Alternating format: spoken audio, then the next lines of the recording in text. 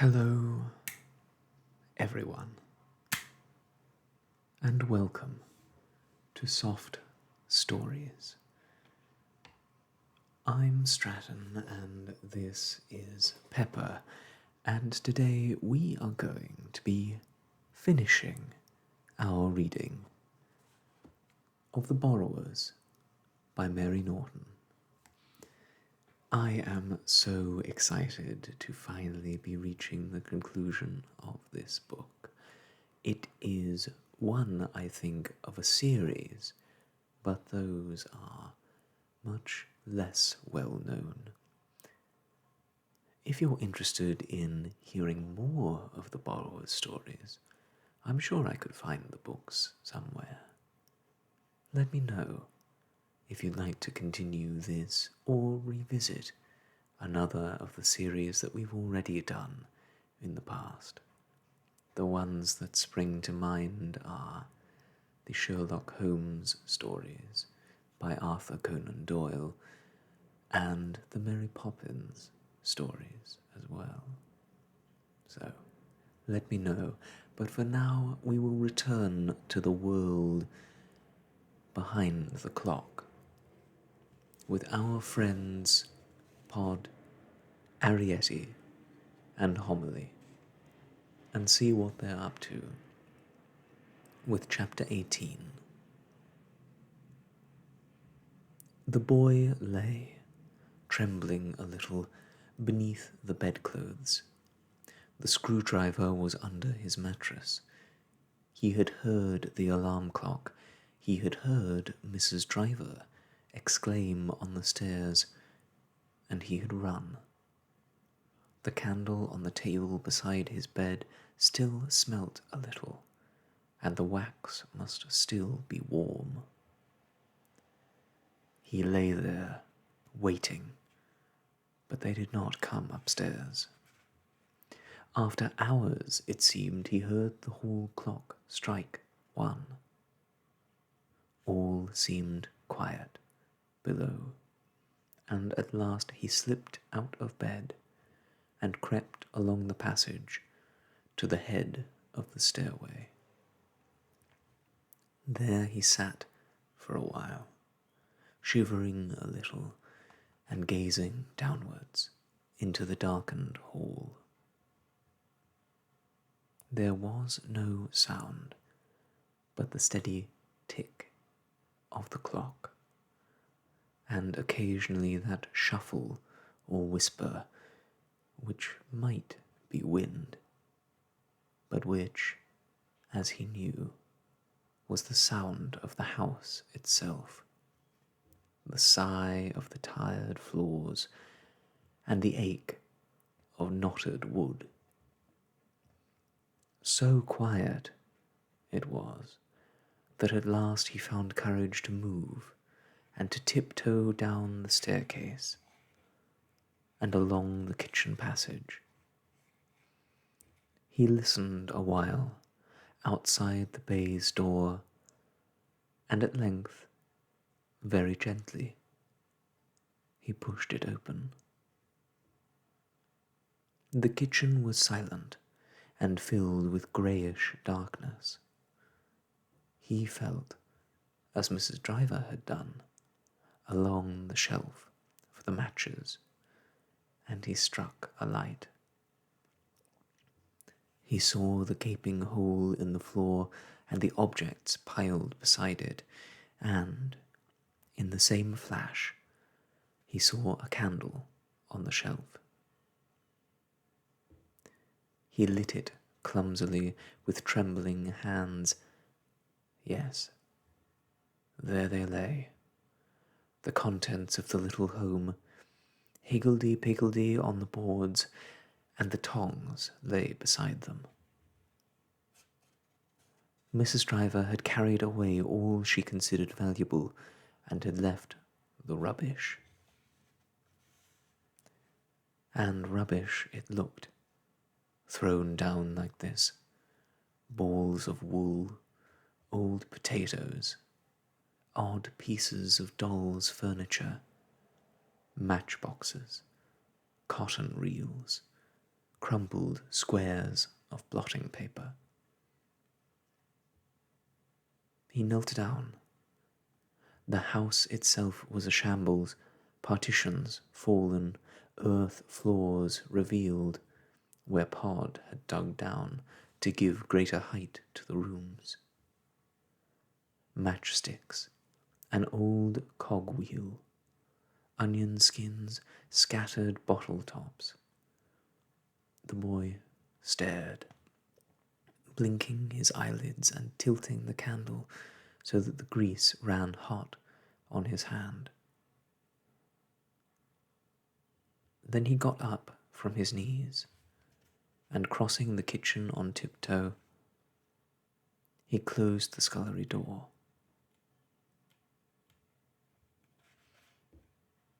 He came back to the hole and, leaning down, he called softly, "Arrietty! Arrietty!" After a while he called again. Something else fell hot on his hand. It was a tear from his eye. Angrily he brushed it away, and leaning farther into the hole he called once more. "Pod," he whispered. "Homily." They appeared, so quietly that at first, in the wavering light of the candle, he did not see them. Silent they stood, looking up at him with scared white faces from what had been the passage outside the storerooms. "Where have you been?" asked the boy. Pod cleared his throat. "Up at the end of the clock, of the passage, under the clock." "I've got to get you out," said the boy. "Where to?" asked Pod. "I don't know. What about the attic?" "That ain't no good," said Pod. "I heard 'em talking. They're going to get the police, and a cat, and the sanitary inspector, and the rat catcher from the town hall at Leighton Buzzard." They were all silent. Little eyes stared at big eyes. "There won't be nowhere in the house that's safe," Pod said at last, and no one moved.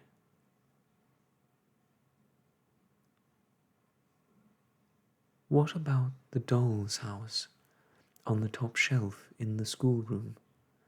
suggested the boy. "Even a cat can't get there." Homily gave a little moan of assent. "Yes," she said, "the doll's house."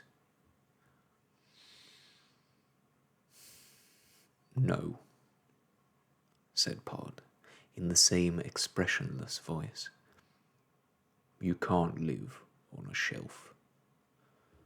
Maybe a cat can't get up there, but no more can't you get down. You're stuck. You got to have water." "I'd bring you water," said the boy. He touched the pile of rubbish, "and there are beds and things here." "No," said Pod. "A shelf ain't no good. Besides, you'll be going soon, or so they say."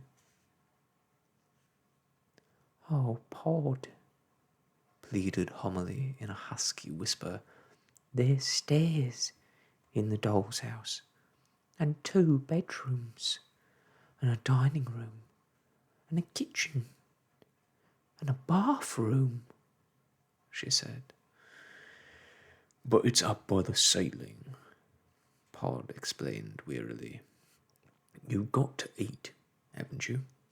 And drink? Yes, Pod, I know, but... There ain't no buts, said Pod. He drew a long breath.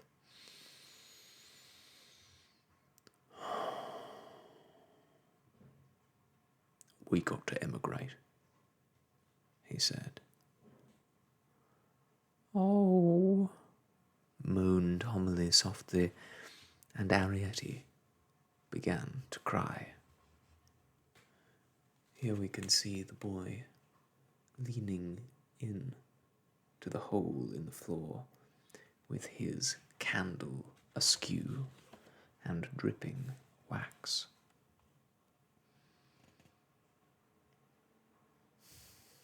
Now, don't take on, said Pod in a tired voice. Arrietty had covered her face with her hands, and her tears ran through her fingers. The boy saw them glisten in the candlelight. I'm not taking on, she gasped. I'm so happy. Happy. You mean, said the boy to Pod, but with one eye on Arrietty, you'll go to the Badger's set? He too felt a mounting excitement. Where else? Asked Pod. Oh my goodness gracious, moaned Homily and sat down on the broken matchbox chest of drawers. But you've got to go somewhere tonight, said the boy. You've got to go somewhere before tomorrow morning.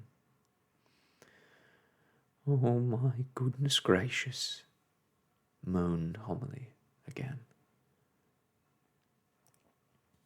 He's right at that, said Pod. Can't cross them fields in the dark. Bad enough getting across them in daylight.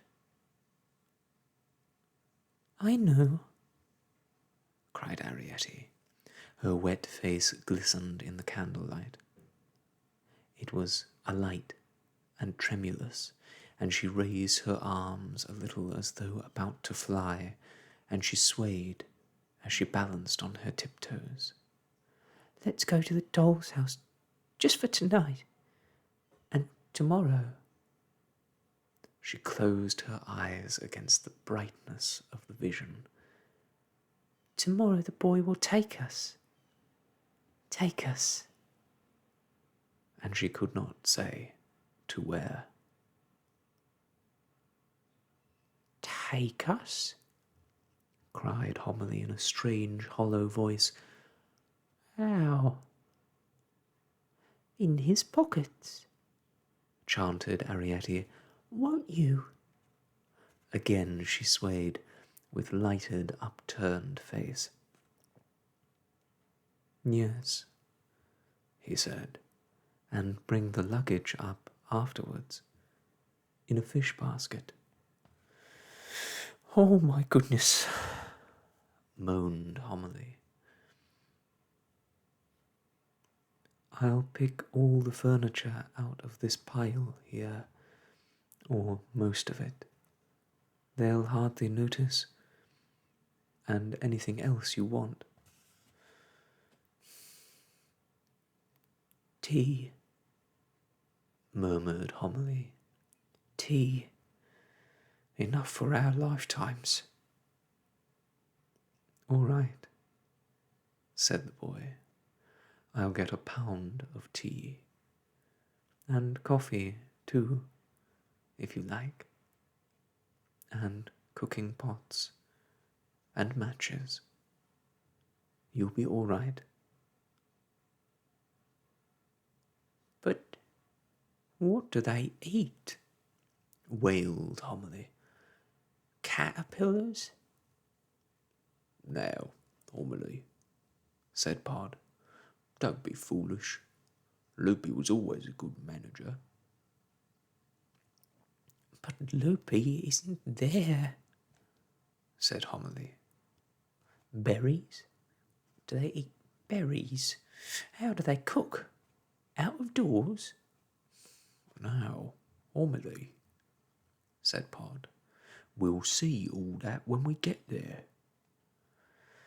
Oh, I couldn't light a fire of sticks, asked Homily. Not in the wind. What if it rains? She asked. How do they cook in the rain? Now, Homily, began Pod. He was beginning to lose patience, but Homily rushed on.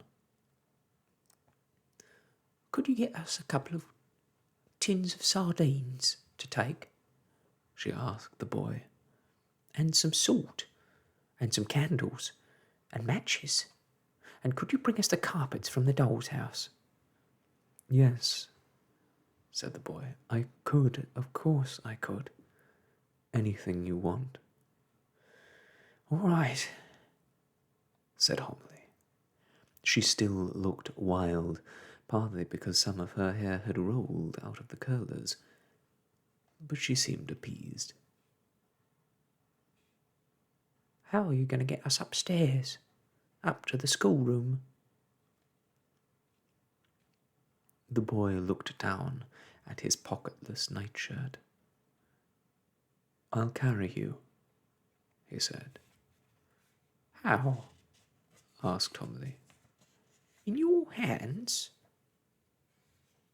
Yes, said the boy. I'd rather die, said Homily. I'd rather stay right here and be eaten by the rat catcher from the town hall at Leighton Buzzard. The boy looked round the kitchen. He seemed bewildered. Shall I carry you in the peg bag? He asked at last, seeing it hanging in its usual place on the handle of the scullery door. All right, said Homily. Take out the pegs first. But she walked into it bravely enough when he laid it out on the floor. It was soft and floppy and made of woven raffia. When he picked it up, Homily shrieked and clung to Pod and Arrietty. Oh, she gasped as the bag swayed a little. Oh, I can't. Stop it. Put me out. Oh, oh. And clutching and slipping, they fell into a tangle at the bottom. Be quiet, Homily, can't you? Exclaimed Pod angrily and held her tightly by the ankle. It was not easy to control her as he was lying on his back with his face pushed forward on his chest and one leg, held upright by the side of the bag, somewhere above his head. Arrietty climbed up, away from them, clinging to the knots of raffia, and looked out over the edge. Oh, I can't, cried Homily. Stop it, Pod. I'm dying. Tell him to put us down. Put us down, said Pod, in his patient way. Just for a moment. That's right, on the floor. And, as once again the bag was placed beside the hole, they all ran out. Look here, said the boy unhappily to Homily. You've got to try. She'll try all right, said Pod. Give her a breather and take it slower, if you see what I mean. All right, agreed the boy, but there isn't much time. Come on, he said nervously. Hop in. Listen, cried Pod sharply, and froze. The boy, looking down, saw their 3 upturned faces catching the light. Like pebbles they looked, still and stony, against the darkness within the hole. And then, in a flash, they were gone. The boards were empty and the hole was bare. He leaned into it. Pod, he called in a frantic whisper. Homily, come back. And then he too became frozen, stooped and rigid above the hole. The scullery door creaked open behind them. It was Mrs. Driver. She stood there, silent, this time in her nightdress. Turning, the boy stared up at her.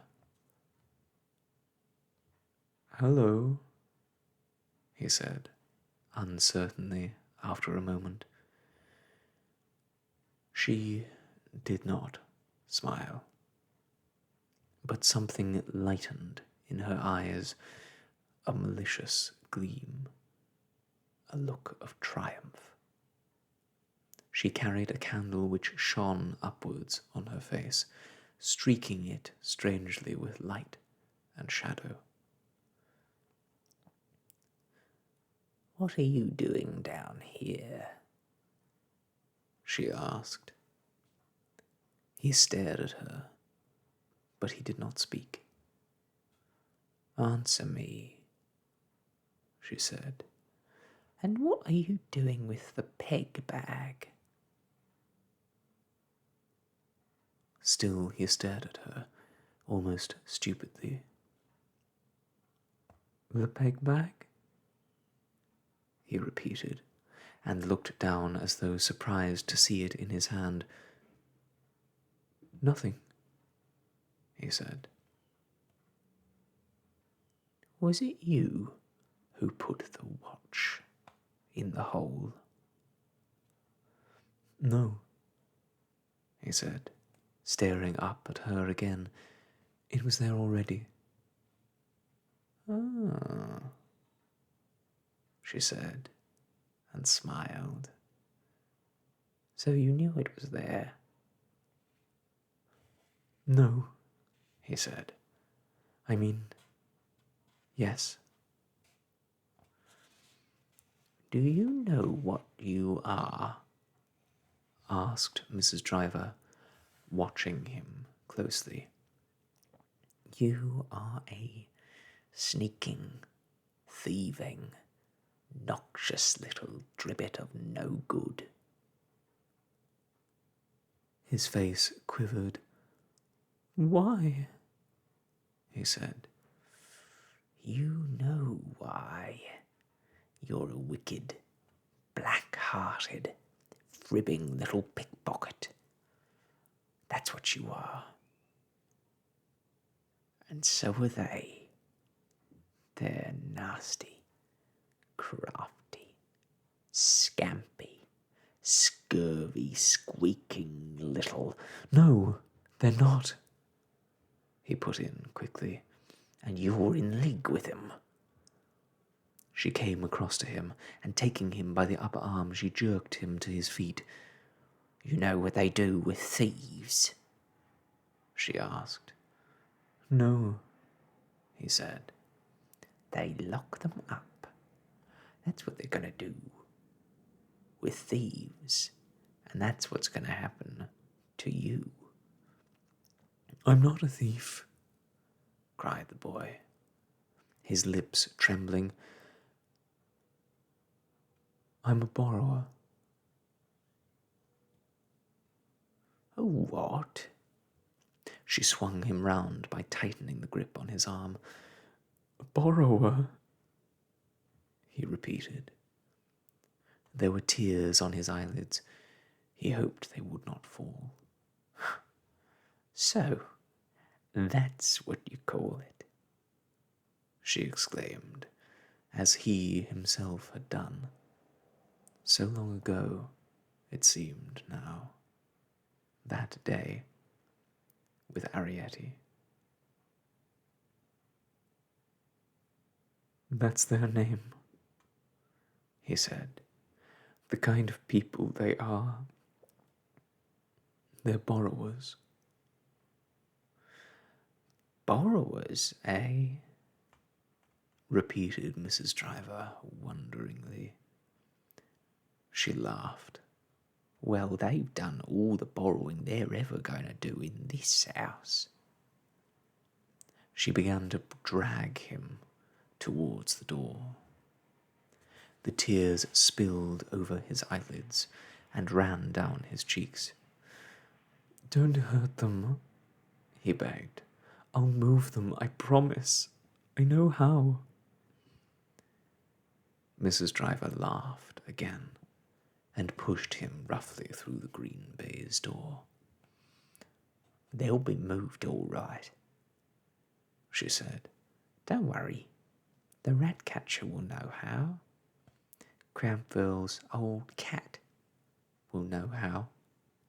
So will the sanitary inspector, and the fire brigade if need be. The police will know how, I shouldn't wonder.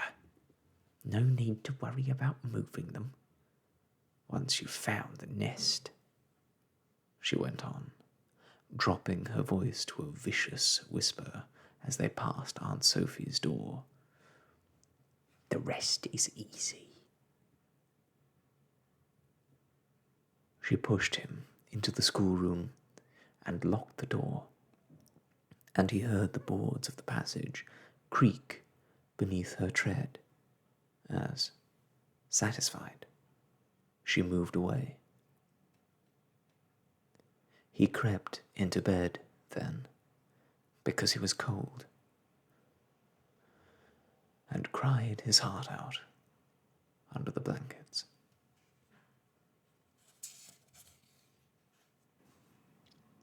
Chapter 19. "And that," said Mrs. May, laying down her crochet hook, "is really the end." Kate stared at her. "Oh, it can't be," she gasped. "Oh, please, please." "The last square," said Mrs. May, smoothing it out on her knee.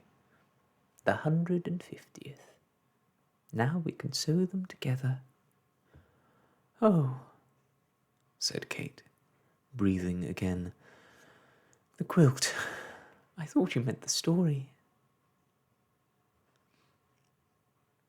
"It's the end of the story, too," said Mrs. May absently. "In a way." And she began to sort out the squares. "But," stammered Kate. "you can't. I mean—" And she looked quite suddenly. Everything they had said was... She was wild, self-willed, and all the rest of it. "It's not fair," she cried. "It's cheating. It's—" Tears sprang to her eyes. She threw her work down on the table and darning needle after it, and she kicked the bag of wools which lay beside her on the carpet. "Why, Kate? Why?" Mrs. May looked genuinely surprised. "Something more must have happened," cried Kate angrily. "What about the rat catcher? And the policeman? And the—" "But something more did happen," said Mrs. May. "A lot more happened. I'm going to tell you." "Then why did you say it was the end?" "Because," said Mrs. May, She still looked surprised. He never saw them again. Then how can there be more? Because, said Mrs. May, there is more. Kate glared at her. All right, she said. Go on. Mrs. May looked back at her. Kate, she said after a moment, stories never really end. They can go on and on and on. It's just that at a certain point, one stops telling them. But not at this kind of point, said Kate. Well, thread your needle, said Mrs. May, with grey wool this time, and we'll sew these squares together. I'll start at the top, and you can start at the bottom. First a grey square, then an emerald, then a pink, and so on. Then you didn't really mean it, said Kate, irritably, trying to push the folded wool through the narrow eye of the needle. When you said he never saw them again. But I did mean it, said Mrs. May. I'm telling you just what happened. He had to leave, suddenly, at the end of the week, because there was a boat for India and a family who could take him. And for the 3 days before he left, they kept him locked up in those 2 rooms. For 3 days? Exclaimed Kate. Yes. Mrs. Driver, it seemed, told Aunt Sophie that he had a cold. She wasn't unkind to him, but she was determined, you see, to keep him out of the way until she'd got rid of the borrowers.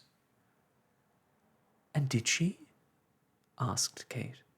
I mean, did they all come? The policeman, and the rat-catcher, and the sanitary inspector didn't come, at least not while my brother was there. And they didn't have the rat-catcher from the town hall, but they had the local man. The policeman came. Mrs. May laughed.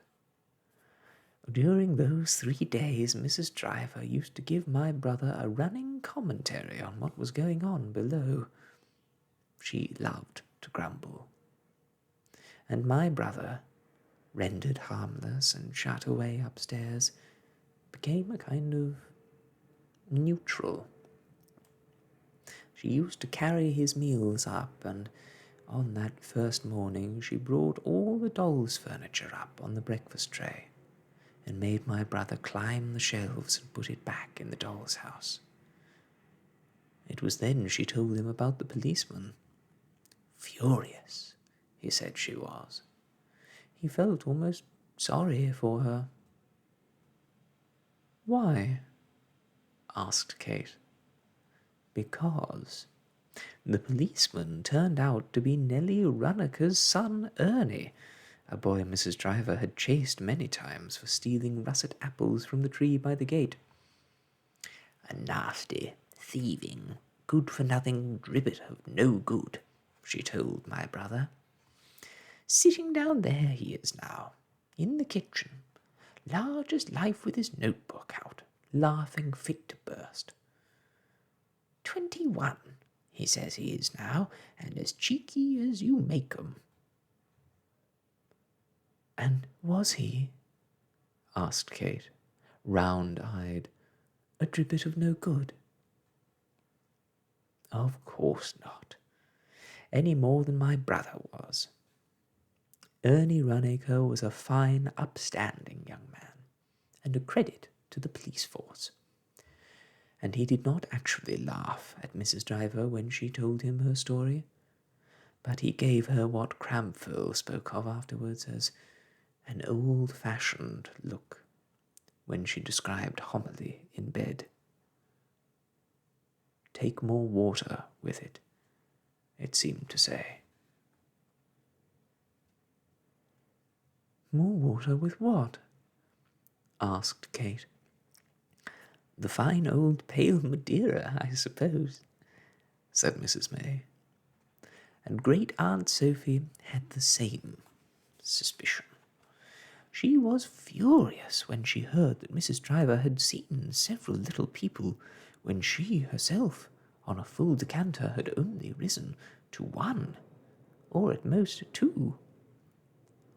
Crampfurl had to bring all the Madeira up from the cellar and stack the cases against the wall in a corner of Aunt Sophie's bedroom, where, as she said, she could keep an eye on it. Did they get a cat? Asked Kate. Yes, they did. But that wasn't much of a success either. It was Crampfurl's cat, a large yellow Tom with white streaks in it. According to Mrs. Driver, it had only two ideas in its head: to get out of the house or into the larder. Talk of borrowers, Mrs. Driver would say as she slammed down the fish pie for my brother's luncheon. That cat's a borrower, if ever there was one. Borrowed the fish, that cat did, and a good half bowl of egg sauce. But the cat wasn't there long. The first thing the rat-catcher's terriers did was to chase it out of the house. Oh, there was a dreadful set to, my brother said. They chased it everywhere, upstairs and downstairs, in and out of all of the rooms, barking their heads off. The last glimpse my brother had of the cat was streaking away through the spinney and across the fields with the terriers after it. Did they catch it? No, Mrs. May laughed. It was still there when I went, a year later. A little morose, but fit as a fiddle.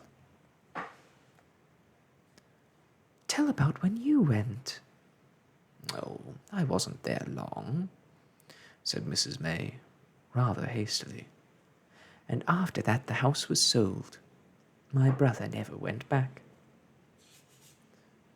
Kate stared at her, suspiciously, pressing her needle against the centre of her lower lip.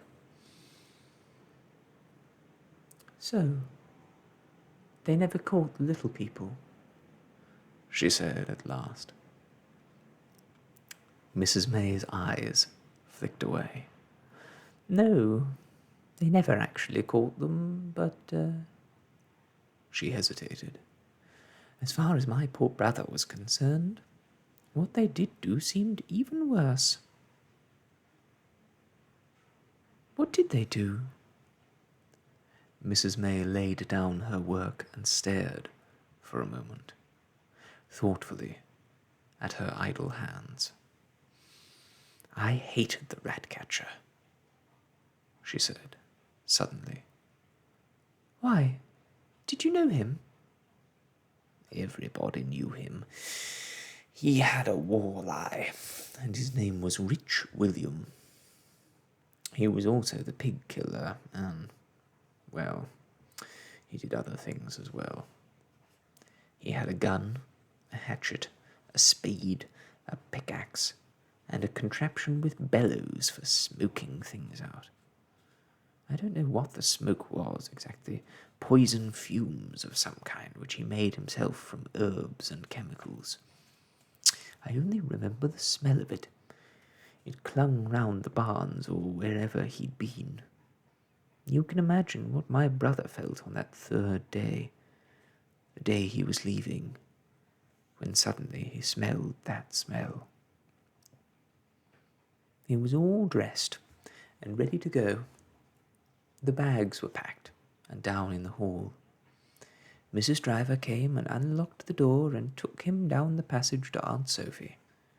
He stood there, stiff and pale, in gloves and overcoat beside the curtained bed. Seasick already? Aunt Sophie mocked him. peering down at him over the edge of the great mattress. "No," he said. "It's the smell." Aunt Sophie lifted her nose. She sniffed.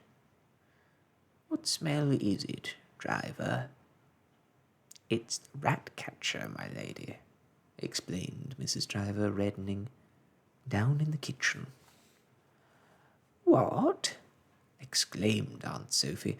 "Are you smoking them out?" And she began to laugh. "Oh dear, oh dear," she gasped.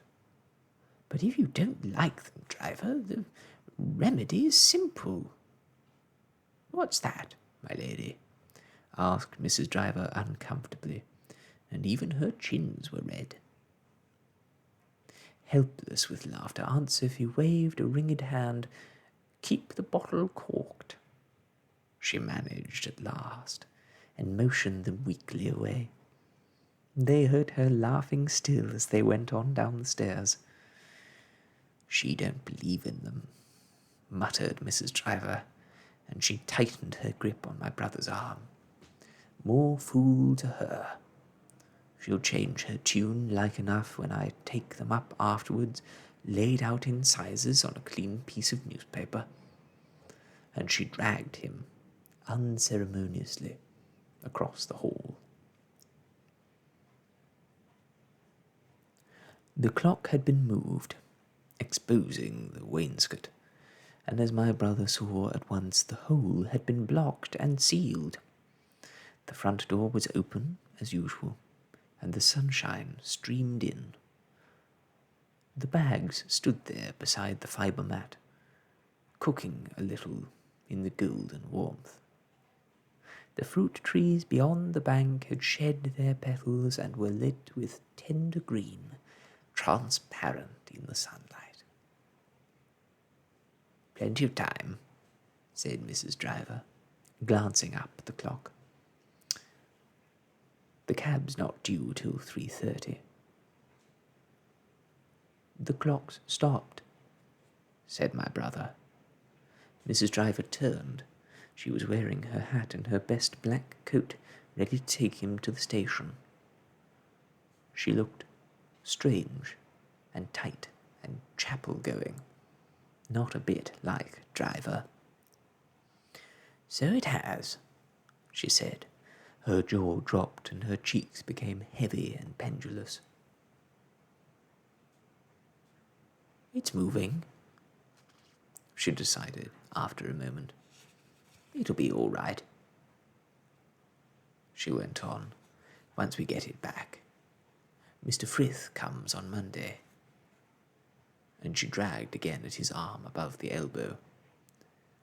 "Where are we going?" he asked, holding back. "Along to the kitchen. We've got a good 10 minutes. Don't you want to see them caught?" "No," he said. "No," and pulled away from her. Mrs. Driver stared at him, smiling a little. "I do," she said. "I'd like to see 'em close. He puff this stuff in, and they come running out. At least that's how it works with rats. But first, he says, you have to block up all the exits." And her eyes followed my brother's to the hole below the wainscot. "How did they find it?" he asked then.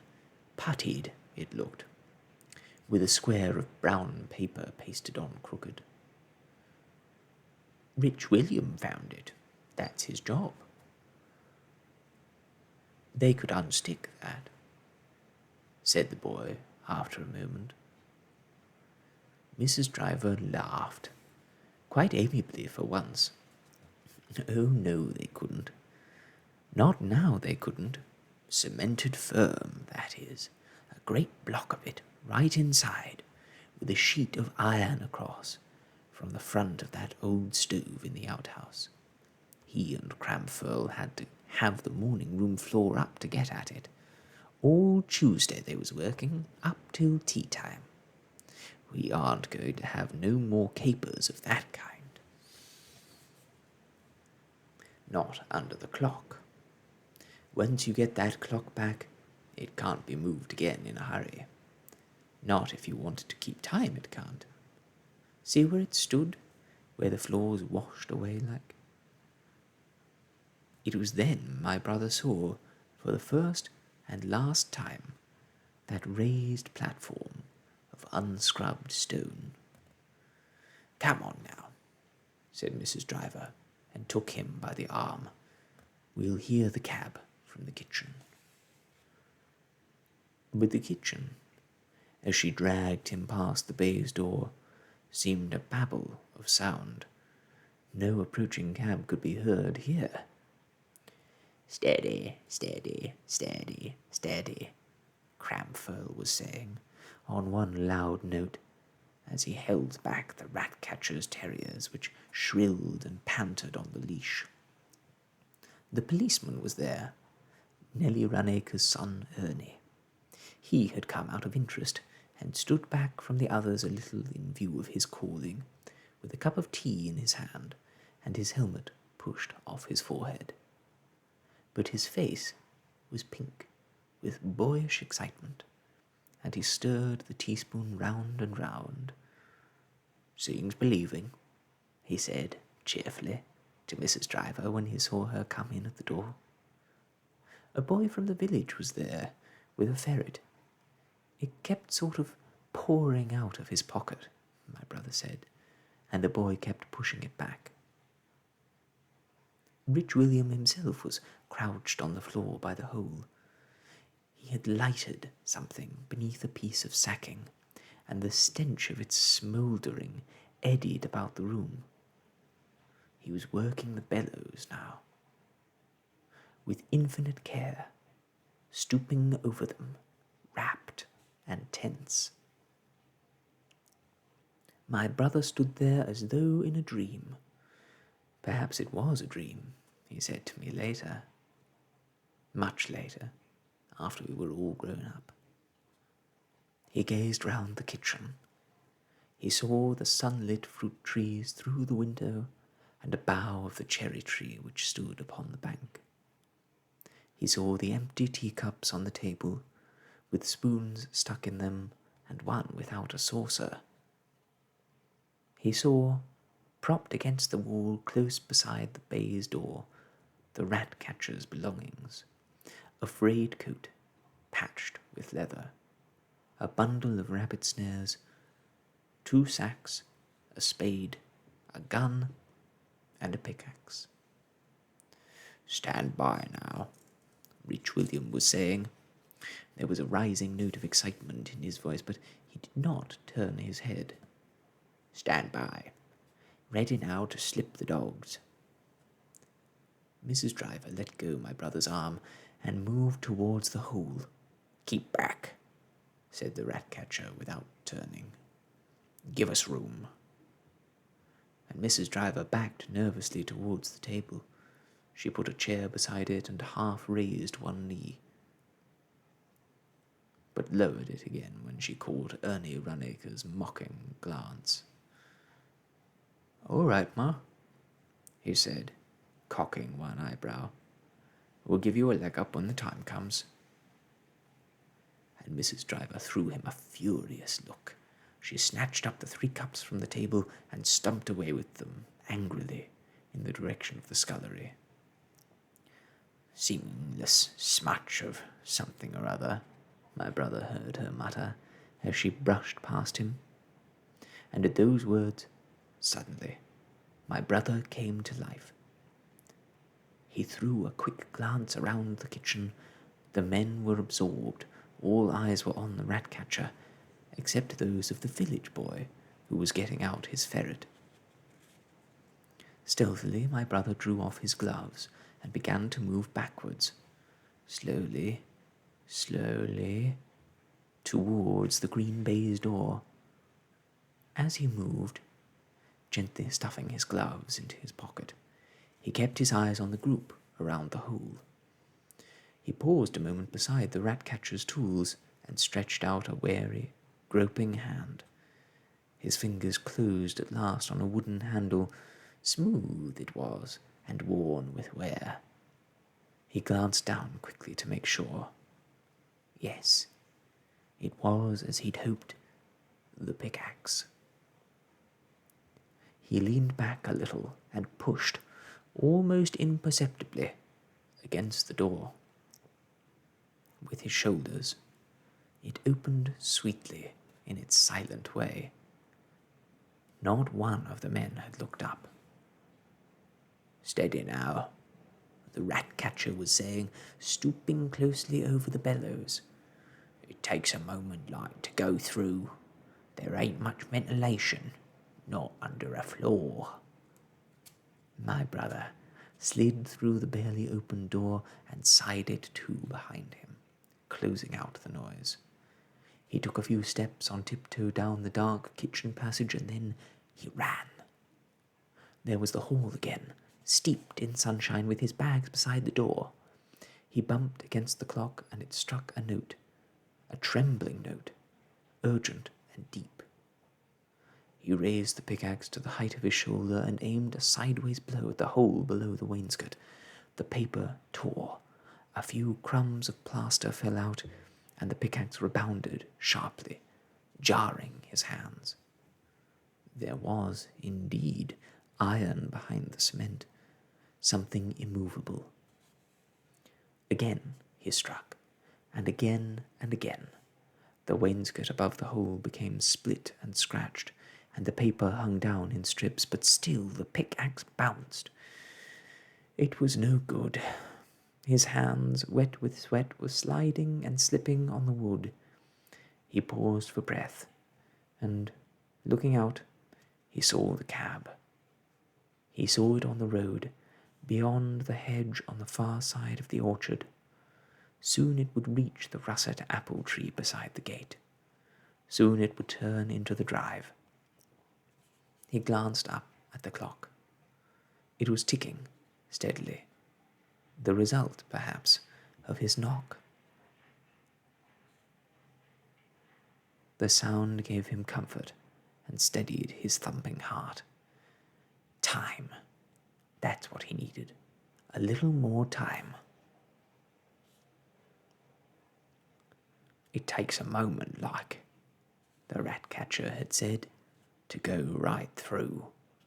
There ain't much ventilation, not under a floor." Ventilation. That was the word, the saving word. Pickaxe in hand, my brother ran out of the door. He stumbled once on the gravel path and nearly fell. The pickaxe handle came up and struck him a sharp blow on the temple. Already, when he reached it, a thin filament of smoke was eddying out of the grating, and he thought, as he ran towards it, that there was a flicker of movement against the darkness between the bars.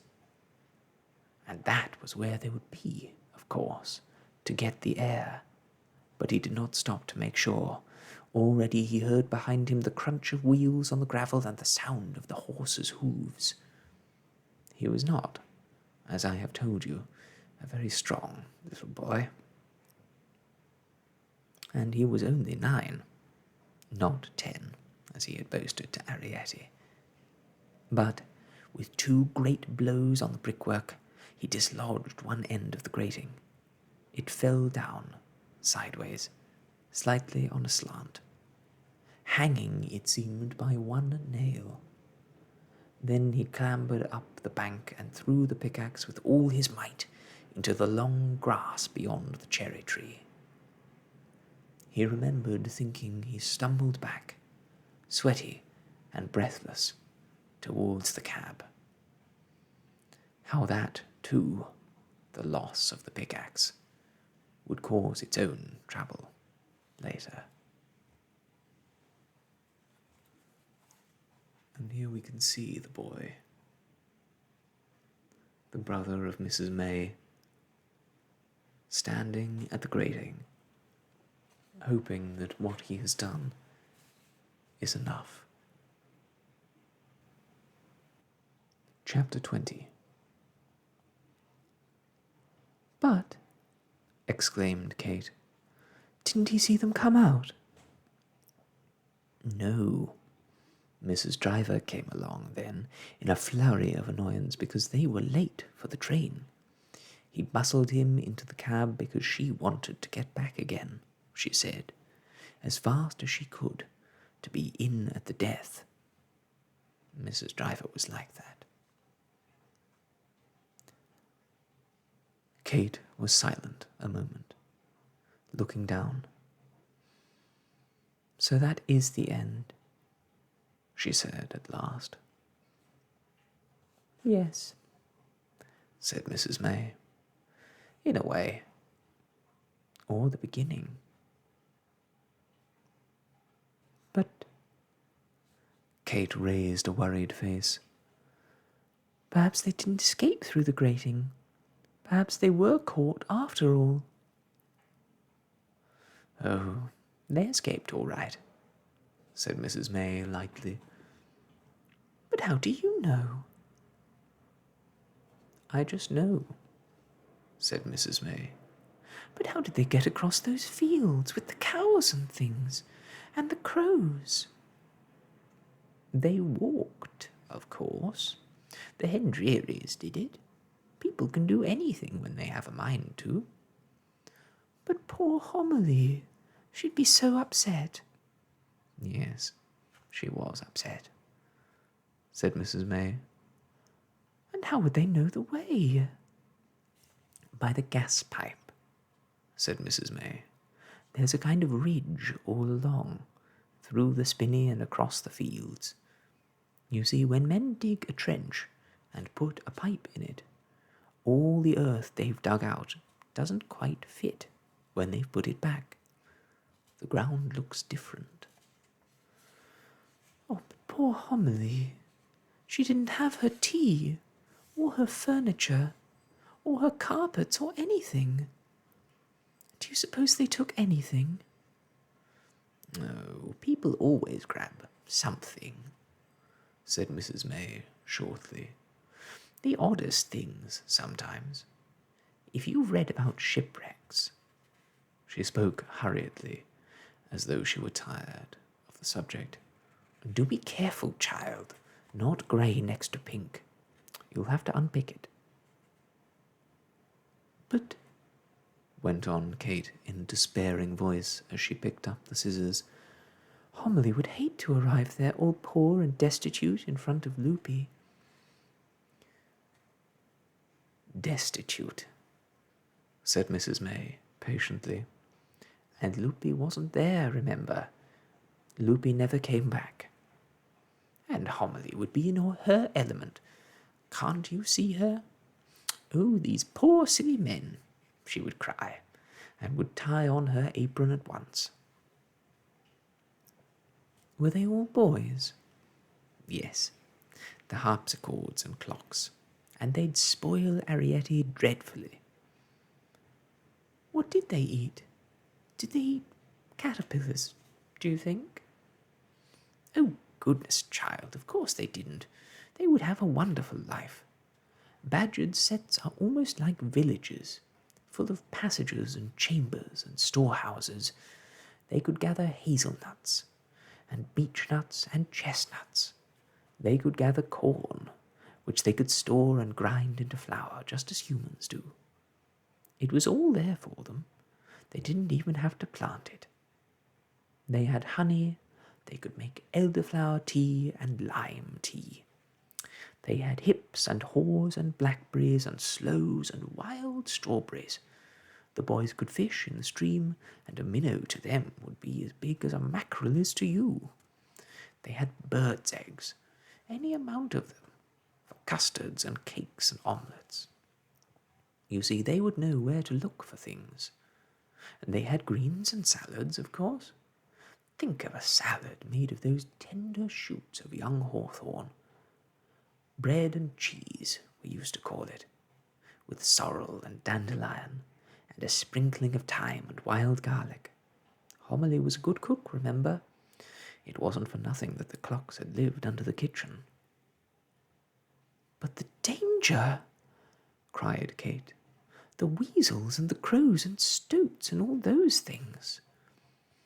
Yes, agreed Mrs. May.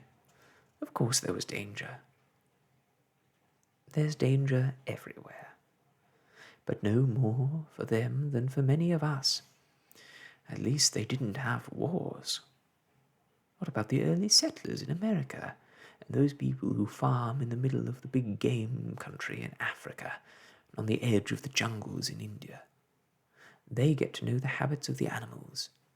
Even rabbits know when a fox isn't hunting. They will run quite near when he's full-fed and lazing in the sun. These were boys, remember. They would learn to hunt for the pot and how to protect themselves. I don't suppose it's very likely that Arrietty and Homily would wander far afield. Arrietty would, said Kate. And here we can see the little Clock family preparing their way to their new home and their new life. And I think Kate's right. I think Arrietty would do a great job in the wilderness. Thank you very much, Mrs. May. Yes, agreed Mrs. May, laughing. I suppose Arrietty might. So they'd have meat, said Kate. Yes, sometimes. But borrowers are borrowers, not killers, I think, said Mrs. May. I think that if a stoat, say, killed a partridge, they might borrow a leg. And if a fox caught a rabbit, they'd use the fur. Yes, for rugs and things. Supposing, said Kate excitedly, when they had a little roast, they skinned haws and baked them. Would they taste like browned potatoes? Perhaps, said Mrs. May. But they couldn't cook in the Badger's set. I suppose they cooked out of doors. How would they keep warm then in winter? Do you know what I think? Said Mrs. May. She laid down her work and leaned forward a little. I think that they didn't live in the Badger's set at all. I think they used it, with all its passages and storerooms, as a great honeycomb of an entrance hall. None but they would know the secret way through the tunnels which led at last to their home. Borrowers love passages, and they love gates, and they love to live a long way from their own front doors. Where would they live, then? I was wondering, said Mrs. May, about the gas pipe. Oh, yes, cried Kate. I see what you mean. The soil was all soft and sandy up there. I think they'd go right through the Badger's set and dig out a circular chamber level with the gas pipe. And off this chamber, all around it, there'd be little rooms, like cabins. And I think, said Mrs. May, that they'd bore 3 little pinholes in the gas pipe. One would be so tiny that you could hardly see it, and that one would be always alight. The other 2 would have stoppers in them, which, when they wanted to light the gas, they could pull out. They would light the bigger ones from the small burner. That's where they'd cook, and that would give them light. But would they be so clever? But they are clever, Mrs. May assured her. Very clever. Much too clever to live near a gas pipe and not use it. They're borrowers, remember? But they'd want a little air hole. Oh, said Mrs. May quickly. They did have one. How do you know? Asked Kate. Because once, when I was up there, I smelled hot pot. Oh, cried Kate excitedly. She twisted round and knelt up on the hassock. So you did go up there? So that's how you know you saw them too? No, no, said Mrs. May, drawing back a little in her chair. I never saw them. Never. But you went up there. You know something. I can see you know. Yes, I went up there. Mrs. May stared back into Kate's eager face. Hesitant, she seemed, almost a little guilty. Well, she conceded at last, I'll tell you, for what it's worth. When I went to stay in that house, it was just before Aunt Sophie went into the nursing home. I knew the place was going to be sold, so I... Again, Mrs. May hesitated, almost shyly. Well, I took all the furniture out of the doll's house and put it in a pillowcase and took it out there. I bought things too out of my pocket money. Tea and coffee beans and salt and pepper and cloves and a great packet of lump sugar.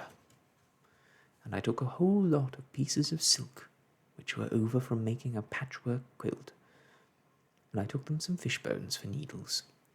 I took the tiny thimble I had got in a Christmas pudding and a whole collection of scraps and cracker things I'd had in a chocolate box. But you never saw them. No, I never saw them. I sat for hours against the bank below the hawthorn hedge.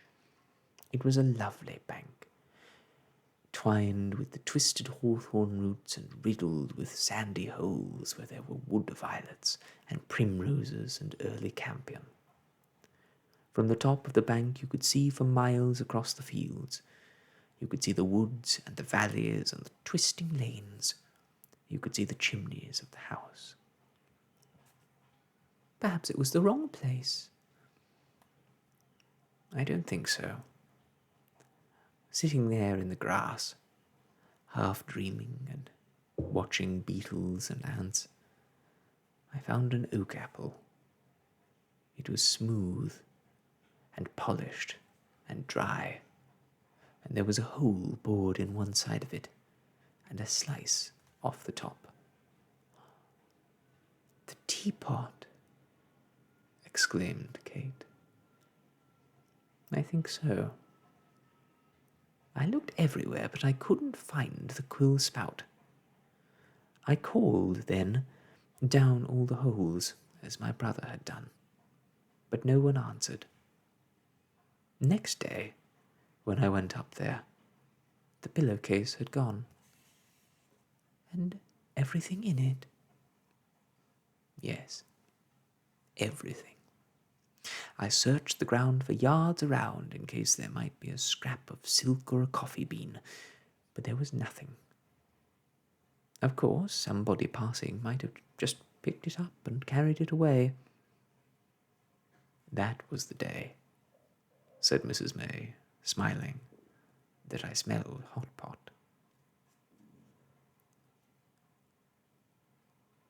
And which was the day, asked Kate, that you found Arrietty's diary? Mrs. May laid down her work. Kate, she began in a startled voice, and then, uncertainly, she smiled. What makes you say that? Her cheeks had become quite pink. I guessed, said Kate. I knew there was something you wouldn't tell me. Like reading somebody else's diary. It wasn't in the diary, said Mrs. May hastily, but her cheeks had become even pinker. It was the book called Memoranda, the book with blank pages. That's where she'd written it. And it wasn't on that day I found it, but 3 weeks later, the day before I left.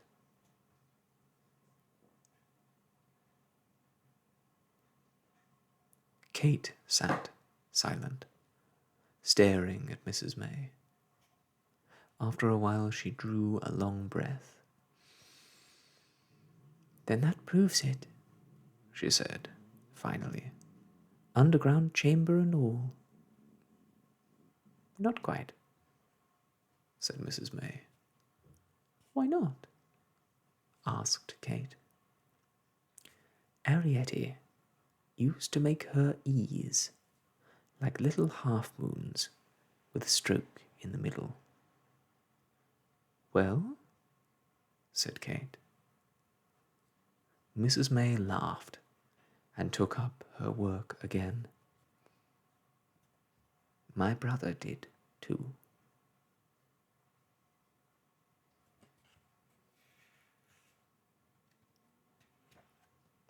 And that, my friends, is the end of The Borrowers by Mary Norton, this edition with the original illustrations by Diana Stanley. Thank you so much for joining me for this series.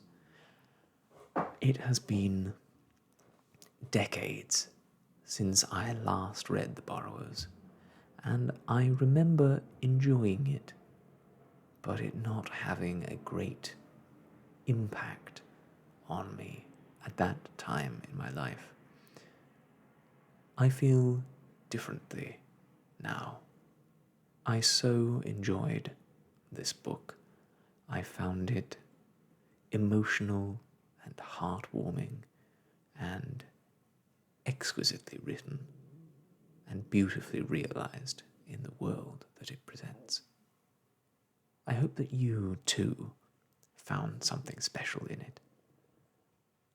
I'd love to know what you thought. So please, if you're interested, leave a comment below or like this video. I would love to engage with you more. And speaking of, I know I have been mentioning it for so long now, but I am still in the process of getting together questions for the Q&A episode in the style of First We Feast's Hot Ones. If you have a question about this book, why it spoke to me, any of the other series we've done, or about me, Pepper, or questions for my lovely girlfriend Lindsay, who will be co-hosting on that episode, please leave a comment, and I would be delighted to answer your questions and give a shout out to your username. Thank you so much for joining me for this reading and engaging with the channel. You have no idea how much it means to me. With that said, I must leave you for now. But until next we meet, I wish you all the best and goodbye.